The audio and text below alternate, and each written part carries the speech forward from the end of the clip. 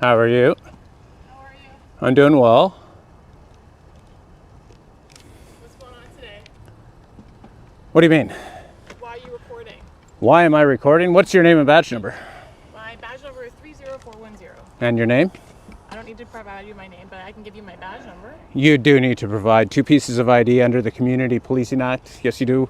It's, how do you pronounce that? Doirin? Yeah. So, In the opening moments of the encounter, at midnight, a calm but curious exchange begins when a citizen filming outside a police station is approached by an officer. The officer immediately asks why he is recording, attempting to understand the situation. The man responds confidently, requesting the officer's name and badge number. The officer identifies with badge number 30410, but hesitates to give his name. The citizen reminds him that under the Community Policing Act, 2 forms of identification are required when engaging with the public. As the conversation reaches 048, the tone shifts. The citizen questions the officer's understanding of accountability, emphasizing that name tags and badge numbers exist for public identification, especially for individuals who may not be able to read clearly. It sets the stage for a classic rights-based confrontation. how come you're here recording today, So do you know why you have that on your chest, right? sir? Do you know why you have that on your chest? Just to be very straightforward with you, do you know why you wear your name and your badge number?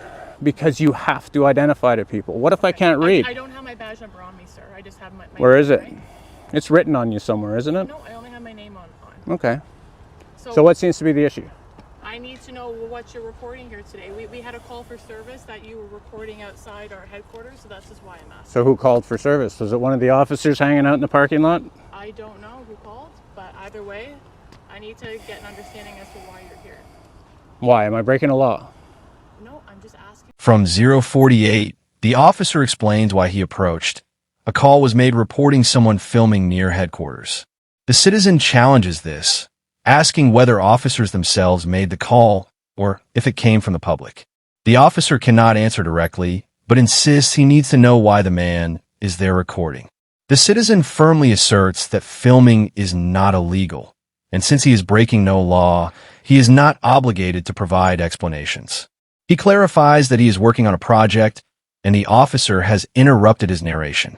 As tension builds between 120 to 136, the citizen reiterates that lawful activity does not require justification, highlighting the importance of respecting public freedoms, particularly the right to record government buildings from publicly accessible areas.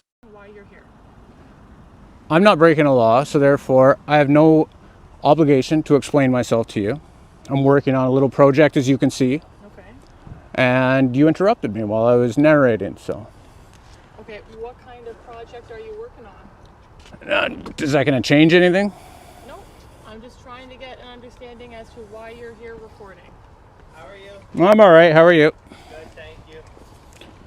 Your name and badge number? You'll get it at the end, don't worry. No. May I have it now? Yeah, Morocco 30324. Can we help you? No. Okay, what you doing here?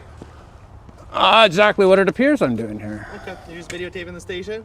Working on something. I was actually going to go in, but you're closed on the holidays. We are. Okay, you're free to do that. Nobody's gonna bother you, okay? That's good. Okay, thank you. And you don't need to know why? I don't really know. Seems like that's something you want us to ask, but I'm not. At 136, a second officer arrives. She identifies herself properly. Moraka, 30324. Her tone is more neutral as she asks whether they can help. The citizen states he was simply planning to enter the station, but learned it was closed due to the holiday. The officers acknowledge he is free to record, and no one will bother him. However, he notes that he had no issues until they approached and interrupted his filming. Between 158 to 232, the officers begin explaining that they must respond to activity around the premises because, in rare cases, individuals come with harmful intentions. They insist it is part of their duty to check on unusual behavior. The citizen challenges that claim, arguing that such safety concerns are often exaggerated as excuses to question lawful filming. gonna ask No, that. you know what? I was perfectly fine doing my story alone until I was interrupted. So That's okay. We have to, unfortunately, the manner of our job, we have to respond to people on our premises because sometimes people do come here to hurt us. So we just need to, we like to know what's going on. why don't you give me an example of that? I'm not going to. That's not my business to tell you. That's okay, okay? Yeah, you know what? That doesn't happen. You guys always say that the people come to your police station to hurt you, That's and okay. nobody's here to hurt We're trying you. to get a reaction out of us, and that's not going to happen right now. Nobody's trying. We're going to go on our way, and you can continue doing what you're doing, okay? That is Take care, awesome. have a good day. Stop feeding me the horse shit about people are here to hurt you. Take care and have a good day. And you, ma'am, next time, Doiron, identify yourself, would you please? You have a great day. Beginning at 2:32, the situation de-escalates. One officer states that they are not seeking conflict and encourages the man to continue his project uninterrupted. They decide to leave without further confrontation. As they walk away, the citizen criticizes the repeated narrative that people come to police stations intending harm, calling it unrealistic and unnecessary fear-mongering. Approaching 3:05, he reminds Officer Duran to identify herself properly in future encounters, reinforcing the public's right to transparency. By 3:16, the video concludes with the citizen standing his ground, asserting constitutional rights and demonstrating how calm, lawful recording can lead to officers backing away, a powerful example of accountability, public oversight, and knowing one's rights.